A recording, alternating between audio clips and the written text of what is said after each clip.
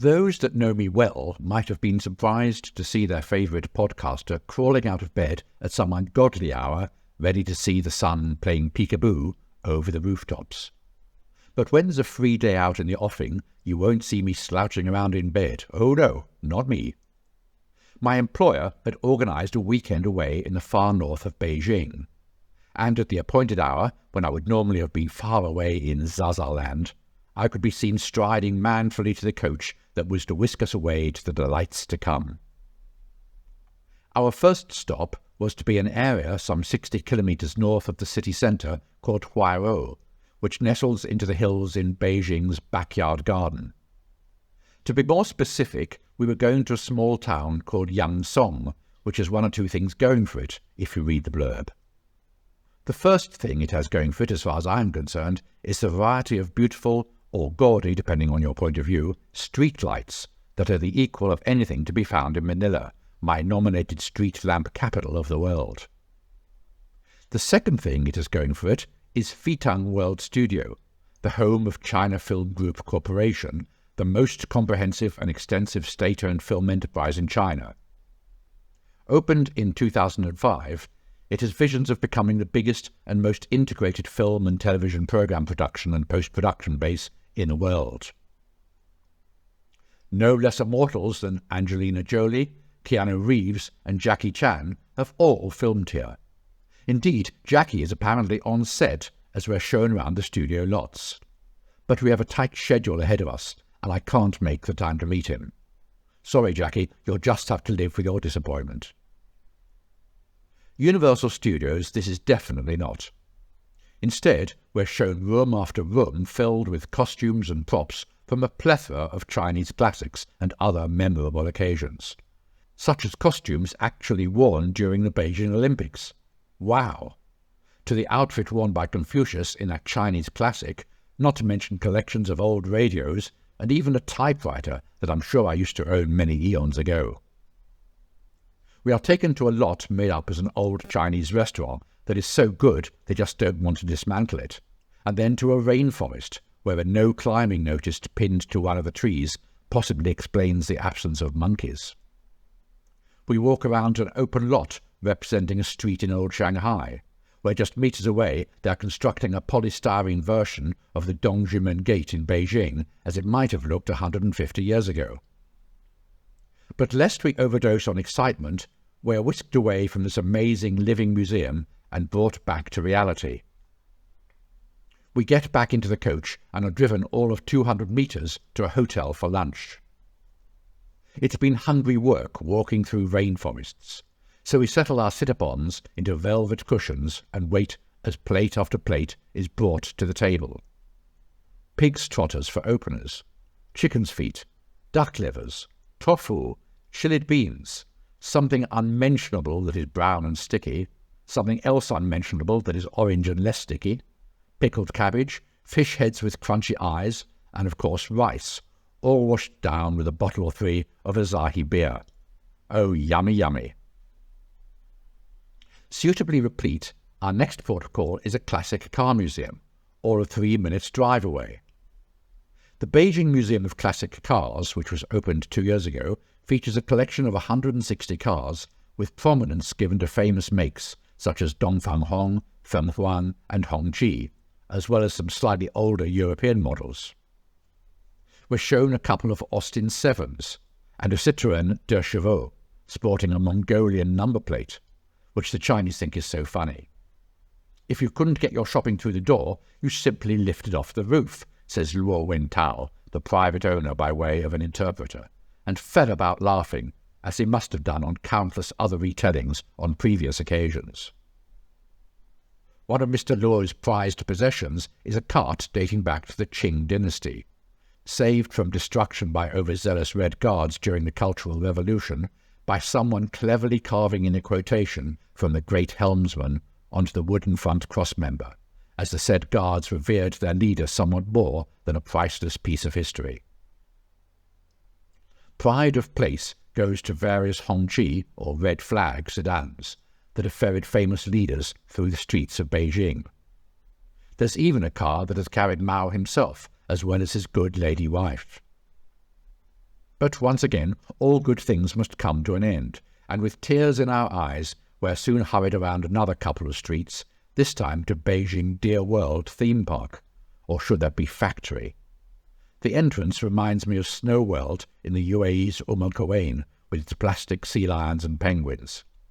Except, of course, instead of penguins, we have plastic deer in the entrance. As we enter the estate through the public restaurant, whose menu not surprisingly serves venison as its main, or maybe only dish, we come across a display of the largest antlers ever chopped off one of these unfortunate beasts, and now sits pickled in a large glass cabinet. We're reminded that deer antler is ever so good for you. It's a common ingredient in Chinese tonic preparations, which can be traced back to a set of silk scrolls named Wuxie Bingfeng from a tomb dated 168 BC.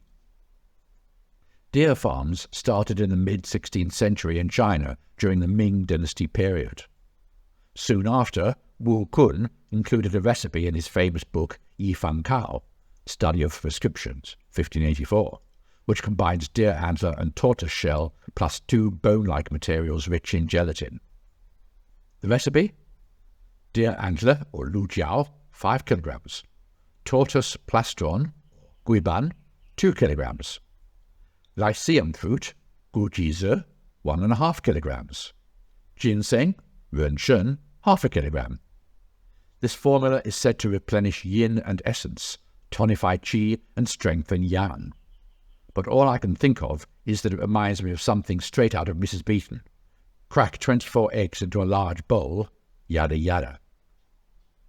To the right of the antlers is a large glass container housing countless deer penises. I have to admit that for some unfathomable reason, the study of a deer's penis is something we were never taught at school. No, really, I do feel that I missed out on an important part of my education. Apparently, in traditional Chinese medicine, a deer penis is said to have important therapeutic properties, and when consumed is also said to enhance male virility and as an aphrodisiac. But for it to retain those properties, it must be extracted from the deer while still alive. Oh, please, the very thought brings tears to the eyes. During the 2008 Beijing Olympics, the country banned deer penis, turtle blood and angelica root potions from athletes' diets because it might have contained some sporting no-nos. It joined steroids and amphetamines on the list of banned substances. Deer penis wine can be bought at around 40 yuan a glass, and often as high as 1,400 RMB for a 2-litre bottle. It's claimed to enhance sexual potency in men and to have a warming effect, aiding the joints. Now, why does that claim not surprise me one iota? If you want to know what deer penis tastes of, I'm afraid I'm the wrong person to ask. With our minds boggling, we are led on through to a number of cages at the back, where there are countless antlerless deer, talking in squeaky voices, no doubt, waiting their turn to be taken to the kitchen, while saving the customers a fortune on Viagra. No one feels the need to stay on here any longer than protocol requires, and we happily board our coach once more. Next on our itinerary is Beijing's Chateau Laffitte Hotel, where we are to stay the night. Now, you can forget Shenzhen's Window on the World theme park, which features a miniature Eiffel Tower. Here you can revel in the splendour of a European-style chateau, standing for the essence of the culture of chateau with a pure European taste of classic romance.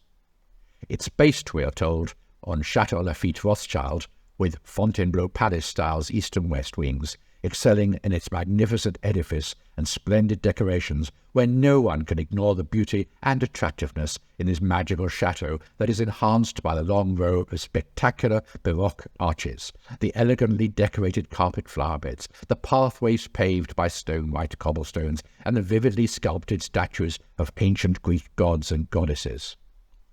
But for some strange reason, as we arrive and look with awe at the splendid chateau on our left, our bus turns right, and we pull into the Laffitte Hot Springs Hotel, reserved for lesser mortals. Oh, did I say you were staying at the chateau? Oh dear, I must have made a mistake. But I've been taught never to look the proverbial gift horse in the mouth, and as we exchange our passports for our room keys, I wander down a very long corridor and find my room a few kilometres nearer Beijing than when starting off for the reception area. Faded elegance is an expression that quickly comes to mind. Either that, or the decorators had knocked back a little too much Tsingtao when they had set to on the room. But the bathroom door works, after a fashion, even if the painters had forgotten to use undercoat when painting the doors. And there's a perfectly divine Ethernet distribution bay when I look inside my wardrobe.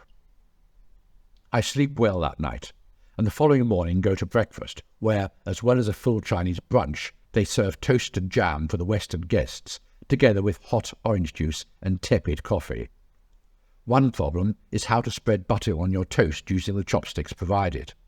But practice makes perfect. It's the way you hold them that's the key to this conundrum. Soon it's time for a quick group photograph before we all climb into the coach to head home.